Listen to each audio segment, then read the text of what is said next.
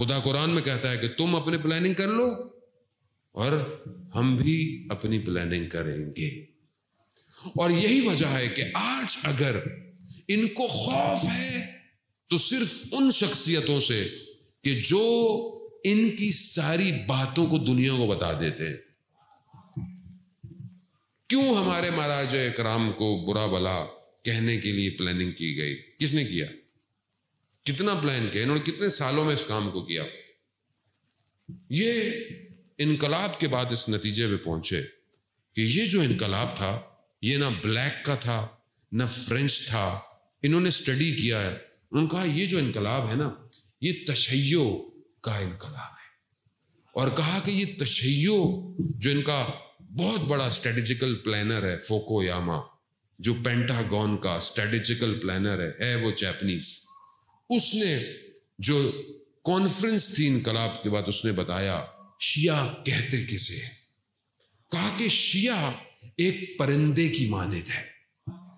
شیعہ ایک پرندہ ہے جس کے دو پر ہیں، ایک سرخ رنگ کا ایک سبز رنگ کا. سرخ رنگ کا پر حسینیت کا، شہادت کا پر ہے. کہا جتنا ان کو مارو یہ اور پرواز پکڑتے ہیں. کہا دوسرا پر سبز رنگ کا یعنی امید کا، انتظار کا، یہ کسی ایک کا انتظار کر رہے ہیں. کہا اب یہ دو پر ایسے ہیں کہ جو ان کو روک نہیں سکتا، یہ اتنی تیزی سے پرواز کر رہے ہیں. کہا کہ اگر ان کو روکنا ہے تو ان کے دو پروں کو خراب کرنا پڑے گا. کیسے؟ کہا ان کی حسینیت کو، ان کی عزاداری کو خراب کرو، یہ ان کی رفتار کو روکے گا.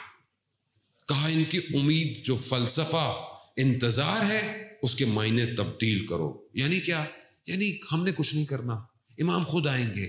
ہمیں کچھ نہیں کرنا، امام آئیں گے. فلسفہ انتظار تبدیل کرو. انہوں نے محنت کی، کئی سال لگائے. کیا کیا؟ آج اس کا نتیجہ ہمارے سامنے. ان کی عزاداری کو خراب کرو. یعنی کیا؟ عزاداری کو ختم نہیں کرو، خراب کرو. کیسے خراب کرو؟ یہ امام حسین کے نام پہ جمع ہوتے ہیں، یہ امام علی سے محبت کرتے ہیں، انہی ناموں کی وجہ سے انہیں ٹکڑوں میں بانٹو. مشکل بات ہے، مجھے پتا ہے، اس کو ہضم کرنا اتنا آسان نہیں ہے، لیکن یہ حقیقت ہے. حضرت علی علیہ الصلوۃ والسلام کے نام پر ہمیں ٹکڑے تقسیم کیا گیا. کیا کہا؟ یہ تو مقصر ہے، یہ تو مولائی ہے. کیا کیا ہے؟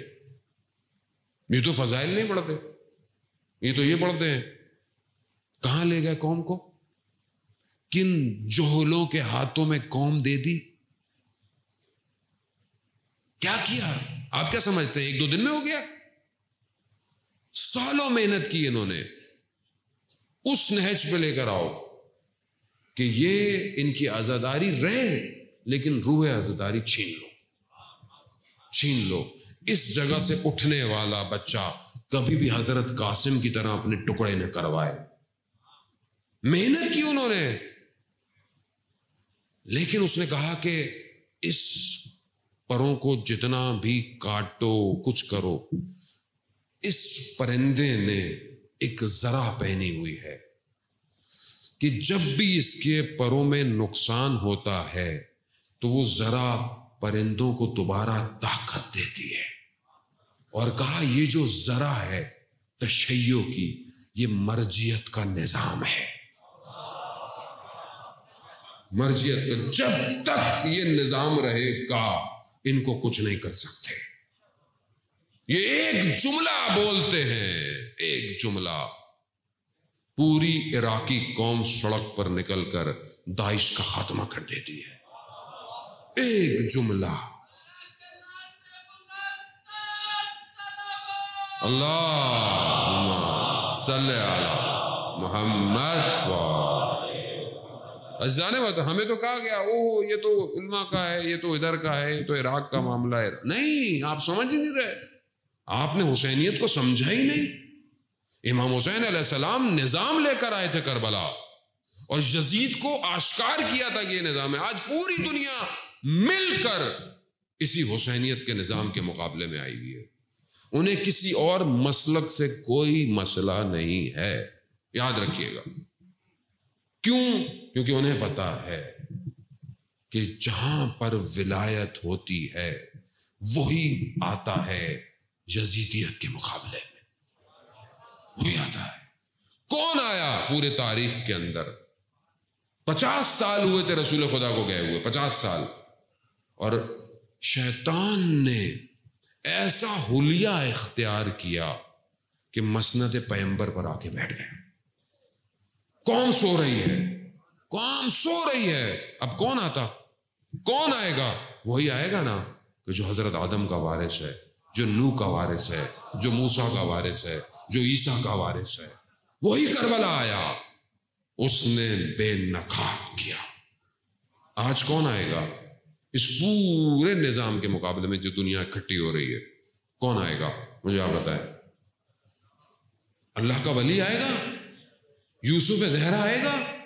حسین کا فرزند آئے گا؟ دعائے ندوہ میں کیا پڑھتے ہیں؟ اینا بے دم مقتول بے کربلا. کہاں ہے جو کربلا کا بدلہ لے گا؟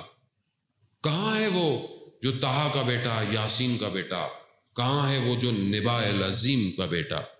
کہاں ہے وہ جو فتنوں کو اکھاڑ پھینکے گا؟